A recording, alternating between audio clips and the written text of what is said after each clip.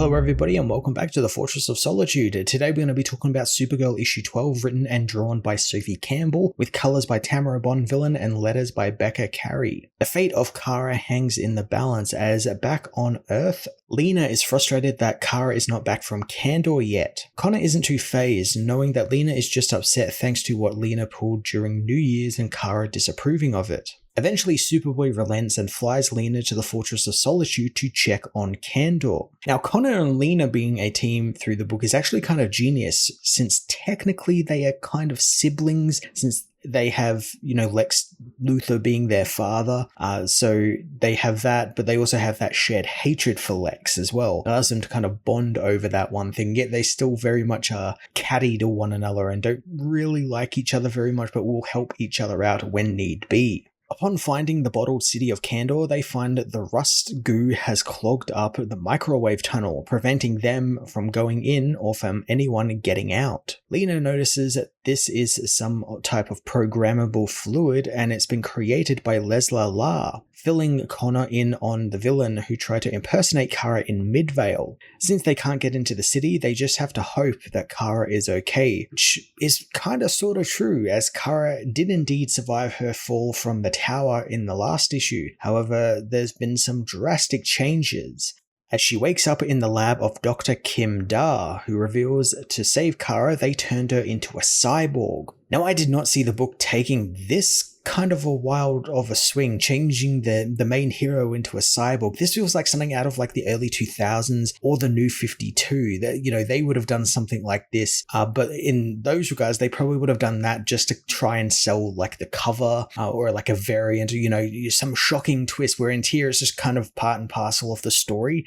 But I really like it. I'm really intrigued to see what Kara does, having been saved by the people she's supposedly against, the Science Council, and how that will affect her choices in who she helps. Kara is rightfully angered, learning from the Doctor that her yellow ring of Norcan was missing, and without her enhanced physiology and powers, she would have died. So they brought her into the Science Council bunker and saved her life through cybernetic and bionic augmentation that also imitates her powers, however in a weaker state. Kara is left rather confused and distraught at what's going on, and the arriving Breezanne agrees, telling Kara that the Doctor was acting on the orders of the Science Council and they couldn't let Supergirl die, especially at the hands of the Black Flame. As I said before, this kind of puts Kara in a really tough spot, since the Science Council, these people she's been clashing with even before this whole arc started. She's had run-ins back when Clark was exiled from Kandor thanks to what he did in the Phantom Zone trying to help the criminals.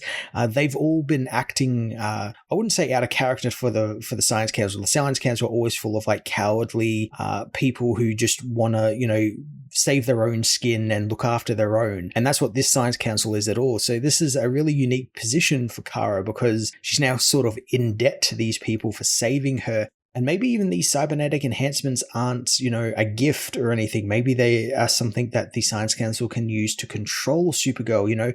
We now have a superpowered being at our disposal we can use to do what needs to be done. Kara is filled in on what's going on in the city, mostly stuff that she has already put together last issue, and Kara knows that this is all happening thanks to the genetic anomaly that prevents young Kandorians from leaving the city, something the Council tried to keep a secret. The Council knows that every living being born in the bottle is affected by this anomaly, and they can't have known how many of the youth wanted to leave. The Council wanted to work with the Black Flame, but they chose violence, and Lesla's parents are ashamed of what their daughter has done. As I said in my last review, I really like that Campbell is diving into the older generations versus the younger generations, something you see all the time across your real life, all the damn time, and she isn't just giving one side of the story, which I thought was maybe going to happen. We're actually getting the older people's POV as well and what's going on, and I appreciate that, since so many of these stories about, younger generations going up against their older counterparts or the older generations or something, it's usually always sided with the younger generation, often more times than not because they are right in what they are doing. But I like that Campbell is giving us both sides of the story and how, hey, there is a little bit to everything, that one side is not right, both sides aren't wrong. wrong either. It's also revealing things you would see in real life too, where the older generation, when they were younger, they would be rebelling against the older generation, and it's become kind of a cycle, and the most current generation is trying to break that cycle, and that's where some of the pushback comes from, because that cycle is trying to be broken. Despite Kara having to explain what the council did was wrong, Breezanne has an excuse for everything, trying to pass blame off on the younger generations, but Kara doesn't let that happen, wanting to hold her and Lesla's parents accountable for what is happening thanks to their impossible expectations driving Lesla and the others away. Kara understands what it's like living in someone's shadow, but they cannot expect everyone, including the younger generations, to fit a certain set of ideals that they have put on them. She wants to work with them to resolve these issues peacefully, but Dr. Kandor thinks that he actually has a proper solution to the Black Flame problem. The Doctor takes Kara and the others into his lab, where he reveals his latest subjects might be ready to be activated. Opening a door, Kara is introduced to Team Thunder, a group of beings cloned using Boy Thunder's DNA. So I guess it really technically wasn't Boy Thunder we saw in the end of the last issue, or who was on the cover of the last issue either, but a lot of people assumed it was because they kind of like bait and switched you, which I really like. I really like when comics do that.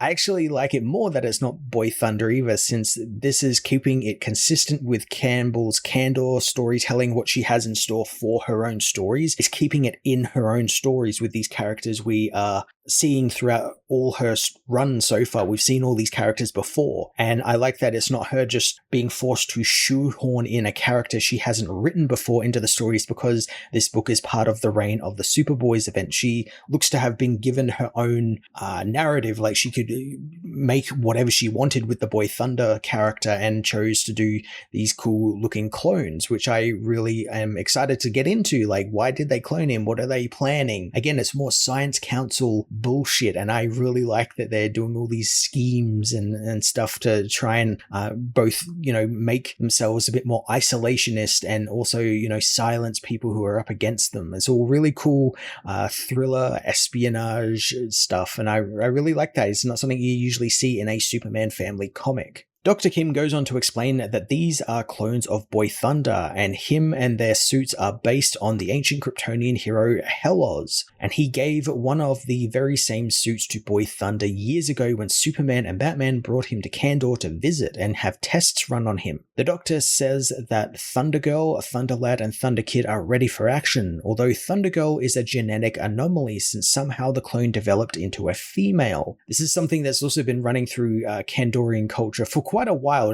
Campbell hasn't been the first to write this, but she is the first one to kind of shine a light on it, which is it's a very males are better than female centric society. Like there's this comment here where he's like, oh, I don't know why it became a female, all the others are men, so why did this one become a female? And the way he talks about it, the way Dr. Kim talks about it, he seems disappointed that it became a female. So I kind of like there's that still running through this Kandorian culture, where there is that sort of patriarchy happening here in the background.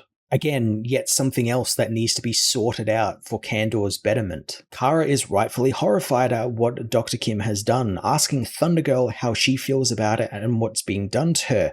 But before she can answer, Breezanne doesn't think that it feels anything, referring to Thundergirl as an object, not a person, something that enrages Kara even more. This is what I've been talking about. The older generation doesn't want the younger people to actually have any type of identity. They just want to force their own identities on the kids and nothing more. So anything that breaks that idea is evil and should be shunned and blocked out. Breezanne wants Team Thunder to kill Black Flame as the villain and her people arrive outside the bunker, burning through it with the powers Flame got thanks to the yellow ring she stole from Kara. Dr. Kim warns Kara that she isn't fully recovered yet, but it's too late as she races out to confront the Black Flame, who is surprised by Kara's cyborg appearance, wondering if the council asked Kara if she wanted this or if they just did it to her, which Kara knows they did, but she isn't about to sit about and let the Black Flame inside the bunker where they'll kill everyone. The villain again makes some pretty good points about the council and the older generations of Kandor forcing their beliefs on them and what they want for their kids, and how they turn Kara into their own weapon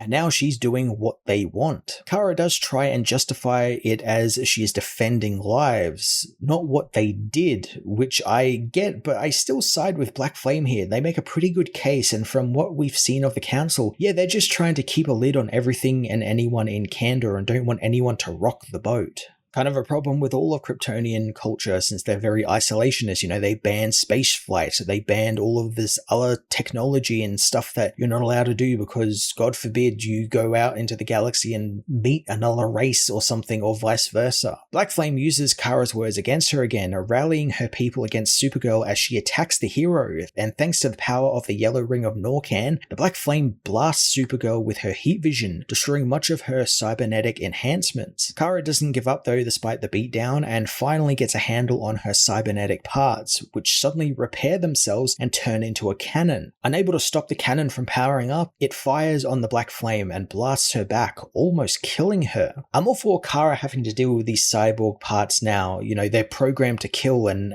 her having to stop it or figure out how to properly use them so that they don't kill. And I really hope it's tied back to like what I was saying before, where like the Council did this to Kara knowing full well they will be able to control her with those parts, and this is them sort of trying to enact some sort of control over her, so she will willingly kill and won't actually be able to do anything about it. The Black Flame manages to survive the blast and comes for Kara again, but the cybernetic systems keep defending Supergirl, intending on killing Black Flame. The villain gets ready to use her freeze breath to seize up Kara's robotics, but Team Thunder arrive, saving Supergirl, but they also proclaim that the Science Council want them to kill the Black Flame and take back their city. Supergirl issue 12 took Kara's story in a direction I did not expect to go, but while doing the wild cyborg Supergirl storyline, it never actually lost focus of the overarching story about the younger generations feeling stifled and suppressed by the older entrenched generations of Kandor. And in fact, it dived deeper into it, leading to Supergirl being put in a tough position where she can't really choose which side is the right side, since both have pretty good arguments about why they are doing what they are doing. I'm really loving all of that sort of stuff. I like that it's got good amounts of action as well as,